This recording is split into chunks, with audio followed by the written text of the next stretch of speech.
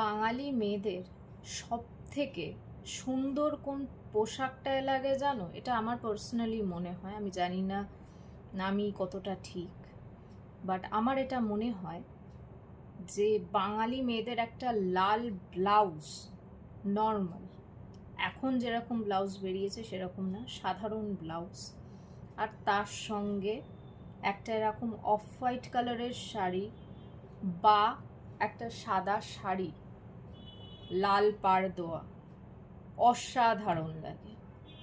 তাদের লুকটাই পুরো চেঞ্জ করে দেওয়ার ক্ষমতা রাখে এই কালার কম্বিনেশন।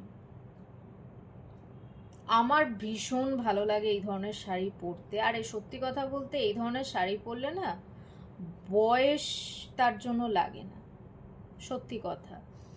আমি সাদা শাড়ি পরতে ভীষণ ভালোবাসি, আগেও পরেছি প্রচুর, বা এরকম লাইট শেডের শাড়ি লাল পাড় বহুবার পরেছি। তো অনেকের এখনো এই জিনিসটা ধারণা আছে যে সাদা শাড়ি অল্প বয়সী মেয়েদের জন্য নয়। আমার মতে এটা একদম ভুল ধারণা। তুমি যদি ক্যারি করতে পারো সাদা শাড়ি লাল পাড়ের ওপর, কোনো শাড়ি সত্যি হয় না। বা এরকম ধরো লাইট কালারের যে কোনো শাড়ি, তার সঙ্গে লাল একটা চওড়া পাড় দেওয়া, সত্যি অন্য কোনো শাড়ি হতে পারে না। তো তোমরা যদি আমার এই কথাটা এগ্রি করো, ডেফিনেটলি কমেন্ট সেকশনে আমাকে জানিও। আর মেয়েদেরকে বলছি, মাঝে মাঝে পড়তে পারো, পড়ে দেখতে পারো, নিজেদের উপর ট্রাই করে দেখতে পারো। আমার মনে হয় না খুব একটা নিরাশ হবে তোমরা।